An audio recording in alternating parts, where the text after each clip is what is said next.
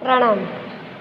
Online ક્લાસમાં તમારા બધાનું સ્વાગત છે. આજે હું તમને ધોરણ 4નો હિન્દી વિષયનો પાઠ 2 સમજાવીશ. વર્ણમાલામાં વ્યંજન.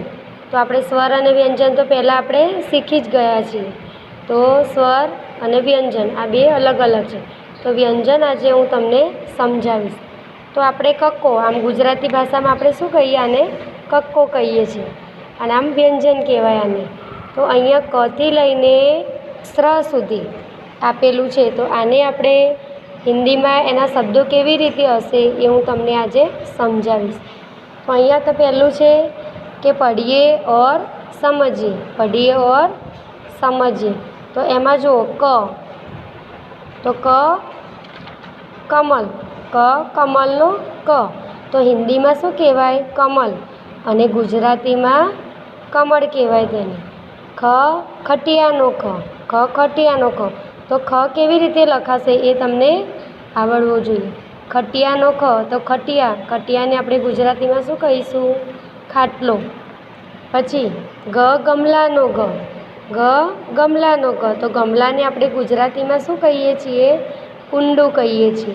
તો ગ કેવી રીતે લખાશે? આ રીતે લખાશે. સ્પષ્ટ શબ્દ તમને હિન્દીમાં લખતા આવડવા જોઈએ. હવે છે ઘરનો ઘરનો ગ. તો ઘરને આપણે ગુજરાતીમાં ઘર જ કહીએ છીએ. પછી ચરખાનો ચરખા એટલે કે રેંટિયો. તો આ રીતે ચ લખાશે હિન્દીમાં. હવે છે છત્રીનો છત્રીનો તો છ કેવી રીતે લખાશે? આ રીતે. તો છતરી આપણે ગુજરાતીમાં શું લખીએ છીએ? છત્રી. વાપરીએ છીએ, બરાબર. પણ હિન્દીમાં છત્રી લખશો ને તો એ શબ્દ તમારો ખોટો પડશે. તો હિન્દીમાં કેવી રીતે લખાશે? છતરી લખાશે, બરાબર. હવે છે જગનો જગનો તો જગને પણ આપણે જગ જ કહેવાય છે. પછી તો ઝરણાનો ઝરણાનો તો હિન્દીમાં શું કહેવાશે? ઝરણા. તો ઝરણાને આપણે ગુજરાતીમાં ઝરણું કહીએ છીએ કે પર્વત ઉપરથી કે નાનું પાણીનો જે રેલો જતો હોય એને આપણે ઝરણું કહી શકીએ છીએ. હવે તો ટમટમ. ટમટમનો તો ટમટમ તમને નવો શબ્દ લાગતો હશે. જે ગુજરાતી ભાષી છે આપણા, તો ગુજરાતી ભાષામાં આપણે તો શું કહીએ? આને ઘોડાગાડી જ કહીએ. શું કહીએ આપણે? ઘોડાગાડી. તો આને શું કહેવાય? ટમટમ. તો હિન્દીમાં ક્યાંક શબ્દ લખવાનો આવે કે ઘોડાગાડી, અમે ઘોડાગાડીમાં બેસીને ફરવા ગયા. તો ઘોડાગાડી એવું લખશો તમે હિન્દીમાં? ના. તો આને આપણે શું કહેવાય? ટમટમ કહેવાય. તો ટમટમનો ટ. હવે છે તો ઠઠેરાનો ઠઠેરો એટલે કે કંસારો, કે જે આ બધું રિપેર કરતો હોય એને આપણે ચિત્રમાં જોઈને કહી શકીએ છીએ. આને શું કહેવાય? કંસારો. હવે છે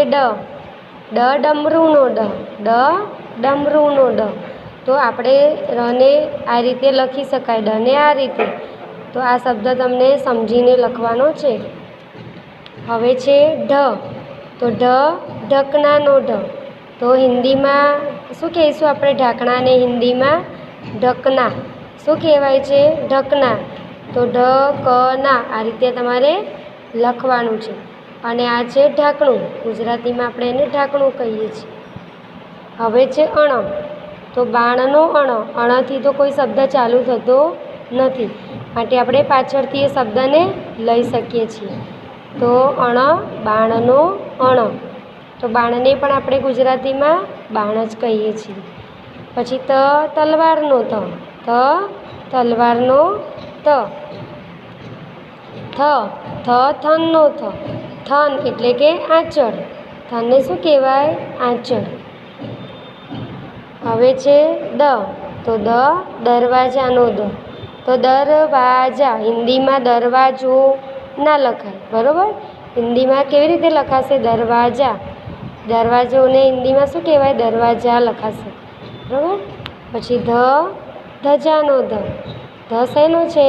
ધજાનો પછી તો નળનો નળ આપણે ગુજરાતીમાં નળ કહીએ છીએ, પણ હિન્દીમાં શું કહીશું આપણે એને? નલ. પછી પ, તો પતંગનો પ, તો પતંગને આપણે ગુજરાતીમાં અને હિન્દીમાં સરખું જ કહેવાય છે, પતંગ. પછી ફલનો ફ, તો ગુજરાતીમાં ફળ કહીએ છીએ, પણ હિન્દીમાં બધાને આપણે શું કહેવાય? ફલ.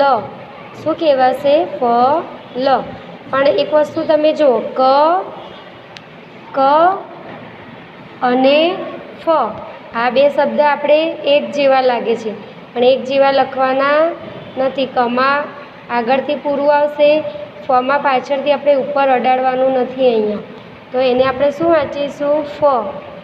બરાબર. હવે છે બસનો બ, બસનો બ, તો બસને પણ બસ જ કહીએ છીએ આપણે ગુજરાતીમાં.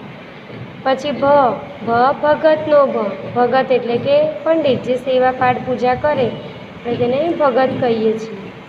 પછી મગરનો મગરનો મ, તો મગરને મગર જ કહીએ છીએ. પછી યતિજીનો યતિ એટલે કે જૈન સાધુ. બરાબર. પછી રથનો ર શેનો છે? રથનો ર. પછી તો લડકાનો લડકા એટલે કે છોકરો. છોકરાને હિન્દીમાં શું કહીશું આપણે? લડકા. પછી તો વજનનો તો વજન પણ આ રીતે લખી શકાશે. હવે છે તો શરબતનો શેનો આવે? શરબતનો તો ષટકોણનો શેનો છે? ષટકોણનો પછી તો સડકનો સડક એટલે કે રસ્તો, તો સડકને આપણે સડક જ કહેવાશે. પછી તો હલનો તો હળ આપણે ગુજરાતીમાં કહીએ છીએ, પણ હિન્દીમાં હલ કહેવાશે. પછી ક્ષત્રિયનો તો ક્ષત્રિય પણ ગુજરાતીમાં આપણે એ જ કહીએ છીએ.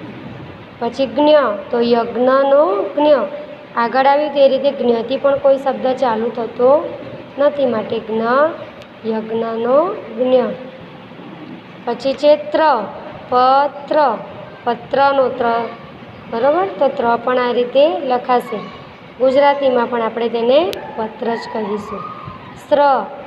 શ્રવણનો તો શ્રવણ પણ ગુજરાતીમાં એ રીતે જ લખાશે. તો આ થયા આપણા વ્યંજનો.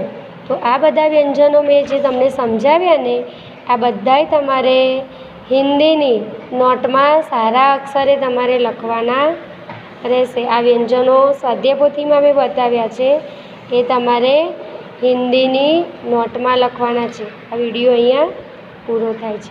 પ્રણામ.